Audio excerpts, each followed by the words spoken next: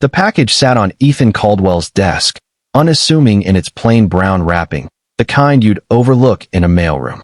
It was late, the Manhattan skyline glittering through the floor-to-ceiling windows of his penthouse office, a silent testament to his empire. Ethan, the billionaire CEO of Caldwell Innovations, hadn't noticed it at first. His days were a blur of board meetings, stock market updates, and the relentless grind of staying on top. But now, at 2 a.m., with the office empty and his mind frayed, the package seemed to hum with quiet significance. He recognized the handwriting immediately. Claire's, his ex-wife. The loops of her C were unmistakable, elegant yet unpretentious, like everything about her. His chest tightened. It had been a year since the divorce, a year since he'd last seen her, since the papers were signed in a sterile lawyer's office. He'd moved on, or so he told himself. New penthouse, new deals, new women who smiled at him across candlelit tables. But none of them were Claire. Why would she send him something now? They'd parted cleanly, no bitter fights or public scandals. Just a quiet unraveling of a marriage that couldn't survive his ambition. He'd been the one to pull away, consumed by his company's meteoric rise, while she'd begged for time, for connection, for the man she'd married before the billions. He'd failed her. He knew it. But Claire wasn't vindictive. So what was this? His fingers hesitated over the tape. Part of him wanted to toss it, unopened, into the shredder. Another part, the part that still woke him at night with the ghost of her laughter, needed to know. He tore it open. Inside was a leather-bound journal, worn at the edges, and a letter folded neatly on top. No jewelry, no taunting memento of their past, just this. His name was written on the envelope in her hand. He sank into his chair, the city's glow fading as he unfolded the letter. Ethan, I hope you're well. I know you're busy, so I'll keep this short. This journal isn't for you to read. Not yet. It's for you to understand. When you're ready, open it. You'll know when. Claire. His throat burned. He set the letter down, hands trembling, and stared at the journal. What game was this? Claire didn't play games. She was sunlight through a window, warm and unguarded, the kind of woman who'd stop to help a stranger on the street. He'd loved that about her once, before he let his world of glass and steel eclipse her. He opened the journal. The first page wasn't what he expected. It wasn't a diary of their marriage or a list of his failures. It was a date, exactly 1 year ago, the day their divorce was finalized. Below it, in Claire's neat script, was a single entry. October 12, 2024, gave $500 to the women's shelter on 23rd Street. They needed blankets. Felt good to help. Ethan frowned. He flipped to the next page. October 13th, 2024, volunteered at the soup kitchen on Bleecker. Met a man named Tom who lost his job. Listened to his story. He smiled for the first time in weeks. Page after page, the journal chronicled Claire's life over the past year, not in personal reflections, but in acts of kindness. Donations to food banks. Hours spent tutoring kids at a community center. A coat given to a homeless woman during a snowstorm.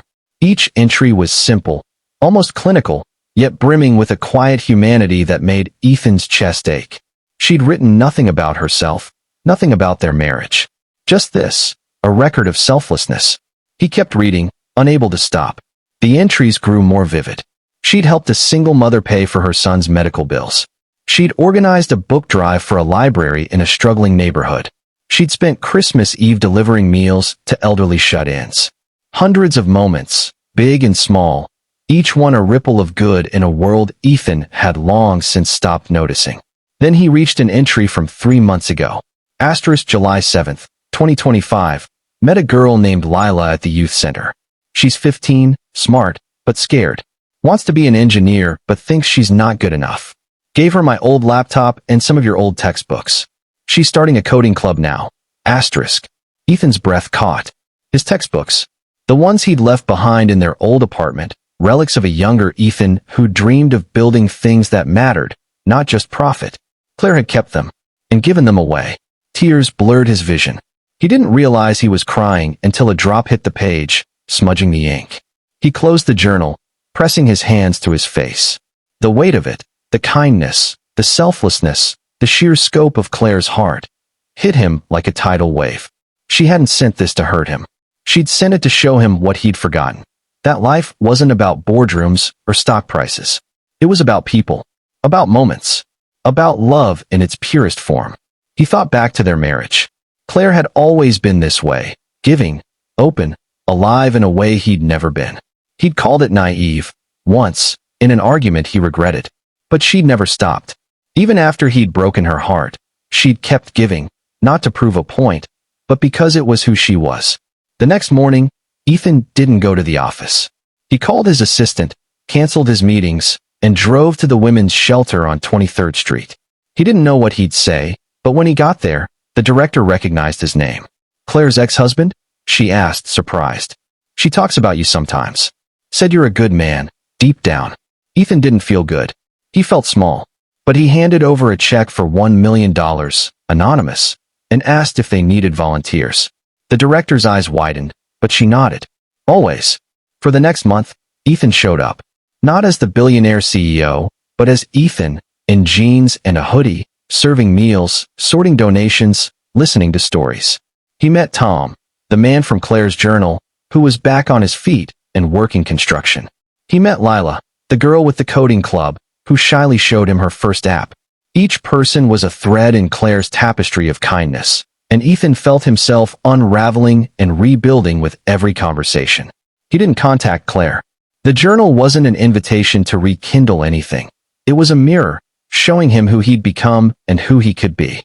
But one evening, as he left the youth center, he saw her across the street, dropping off a box of books. Her hair was shorter, her smile unchanged. She didn't see him, and he didn't call out.